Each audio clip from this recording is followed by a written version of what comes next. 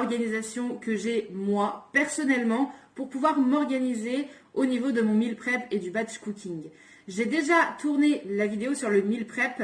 Je vous embarque avec moi au marché et ensuite je vous montre comment je prépare mon meal prep. Donc c'est-à-dire comment je vais préparer tous mes fruits et légumes afin d'être organisé et de ensuite pouvoir passer au batch cooking, c'est-à-dire faire des recettes pour la semaine, les 10 jours ou les 2 semaines qui suivent selon ce qu'on a acheté et selon ce qu'on va conserver. Donc voilà, j'ai pris des petites notes avec moi pour ne rien oublier. Donc c'est parti. Pour la première chose que je vais faire, évidemment, c'est de faire le tour de mes placards, de mon frigo et de mon congélateur. C'est la première chose que vous devez faire.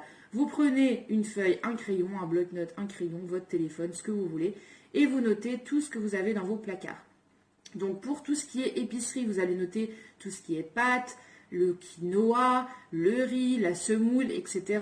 Les boîtes de conserve que vous avez. Dans votre frigo, pareil, tous les produits frais, en dehors des sauces, évidemment, à moins que ce soit des sauces spéciales, type sauce au poivre, par exemple, pour pouvoir savoir que vous allez avoir de la sauce au poivre pour préparer un plat à base de cette sauce-là. Et pareil dans le congélateur, etc. Voilà, donc vous notez tout et ensuite vous mettez ça de côté. Ensuite, moi, ce que je fais en deuxième position, c'est de noter toutes les recettes que j'ai envie de réaliser. Donc tout ce qui me donne envie, tout ce que je vais aussi pouvoir congeler, parce que c'est important de prévoir des choses qu'on va pouvoir congeler puisqu'on va préparer à l'avance et qu'on ne pourra pas tout conserver au frais, évidemment. Tout ne se garde pas pendant des jours et des jours. Donc ça, c'est la deuxième chose. Troisième chose, suite à ce que j'ai noté dans mes recettes, je vais faire une liste de courses. Donc je vais vraiment noter tout ce que j'ai besoin en dehors de ce que j'ai déjà dans mes placards, évidemment. Le but étant d'avoir ce qu'il faut, mais de ne pas avoir trop, parce que sinon c'est comme ça qu'on a tendance à jeter.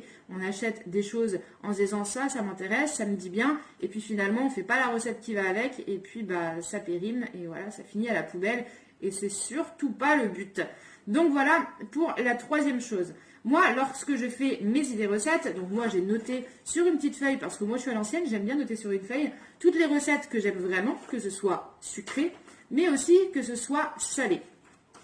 Et donc, je vais faire donc mes listes en fonction de ces idées recettes. Évidemment, j'ai une liste très longue, donc je ne vais pas m'attarder à faire toutes les recettes, mais j'ai des recettes en fait, si vous voulez, qui vont avoir plus ou moins les mêmes ingrédients. Et c'est là tout l'intérêt du batch cooking, c'est-à-dire que si vous avez par exemple 3 plats à base de pommes de terre, vous savez que vous allez pouvoir cuire des pommes de terre pour 3 plats en même temps, et donc c'est un gain de temps énorme. En dehors du gain de temps, c'est aussi un gain au niveau des économies d'énergie, tout simplement parce que si vous allez faire cuire des pommes de terre et que ça met du temps parce que vous les mettez entières et c'est des grosses pommes de terre à cuire, forcément ça met du temps. Donc là vous allez réunir tout en même temps et donc au niveau des économies d'énergie c'est clairement nettement meilleur en fait, tout simplement. Si vous avez prévu de faire des plats au four, mettez tout ce que vous avez à faire au four au même moment. Si c'est le même temps de cuisson, si c'est pas le même temps, l'ajoutez ensuite par la suite. Ce qui fait que ça évite de mettre votre four à préchauffer à chaque fois que vous allez cuisiner quelque chose. Votre four est déjà chaud et donc économie d'énergie aussi. Donc forcément, gain de temps, économie d'énergie, et puis même pour la vaisselle, vous allez voir quand vous allez préparer tout ce que vous avez à faire au niveau de vos plats, vous allez vous retrouver avec une montagne de vaisselle, et donc si vous n'avez pas de vaisselle, de lave-vaisselle, pardon, comme moi, forcément ça va vous prendre du temps, mais ça vous prend du temps une fois dans la journée, et en dehors de ça, toute la semaine, vous allez uniquement avoir lavé vos couverts, vos assiettes, mais vous n'allez plus avoir à laver des casseroles, des poêles, etc. Donc c'est aussi un gain de temps par rapport à la vaisselle, on le fait une fois pour toutes, et après c'est bâclé, c'est réglé, on n'en parle plus. Donc voilà, du coup on a quand même des avantages à faire du batch cooking. Ensuite, quoi je voulais vous parler, je voulais vous parler, oh là là, mais Julie, t'as du mal. Je parle trop vite en fait.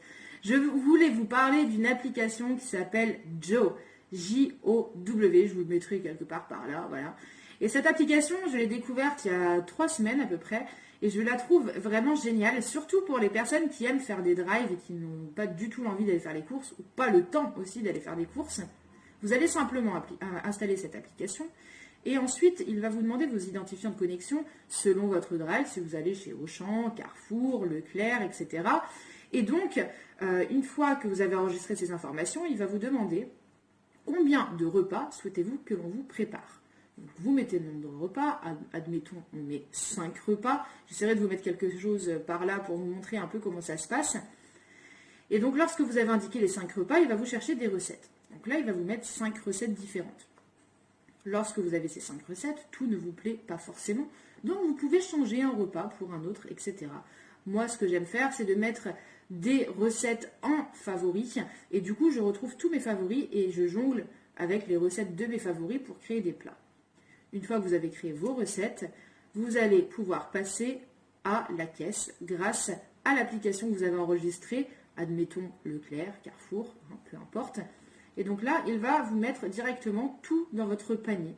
Donc vous n'avez plus qu'à faire un check, parce qu'évidemment vous avez des choses que vous avez déjà par exemple dans vos placards.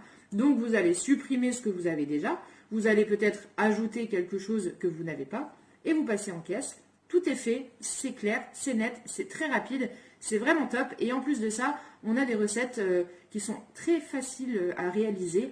Et voilà, ça donne des idées, donc c'est plutôt cool. Moi, personnellement, les recettes, je vais aller les chercher sur YouTube principalement. Je vais aller les chercher sur Pinterest. Je vais aller les chercher sur Internet. Voilà, j'essaie de regrouper un peu tous les réseaux, etc. Sur Instagram aussi, vraiment, pour retrouver des recettes assez différentes ou pas forcément très différentes, mais auxquelles on ne pense pas et puis qui ne vont pas nous prendre beaucoup de temps. Donc voilà, c'est un petit peu l'idée. Ensuite, de quoi je pourrais vous parler? Je pense que c'est à peu près tout au niveau de mon organisation.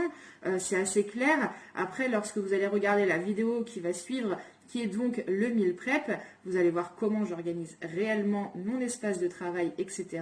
Comment moi je me donne de la motivation pour le faire. Et j'espère que ça vous donnera aussi l'occasion de le faire et de trouver la motivation. Mettez-moi en barre des commentaires si vraiment ça vous a donné envie.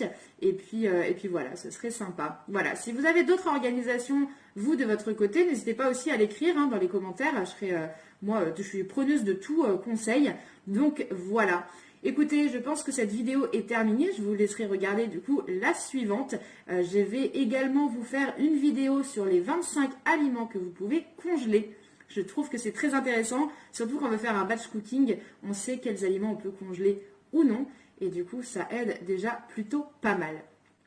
Voilà pour moi, j'espère que vous avez aimé cette vidéo. Si c'est le cas, n'hésitez pas à mettre un petit j'aime. N'hésitez pas également à vous abonner à ma chaîne, évidemment pour retrouver toutes mes vidéos et pour avoir donc les informations en notification lorsque je sortirai une nouvelle vidéo en appuyant sur la petite cloche. Voilà, c'est tout pour moi. Je vous laisse également aller sur Instagram. Je suis quasiment tous les jours dessus et je réponds à vos messages. Écoutez, je vous souhaite une bonne journée, une bonne soirée. Je ne sais pas quand est-ce que vous allez regarder cette vidéo, mais bon, en tout cas, je vous fais des gros bisous et je vous dis à bientôt. Ciao, ciao!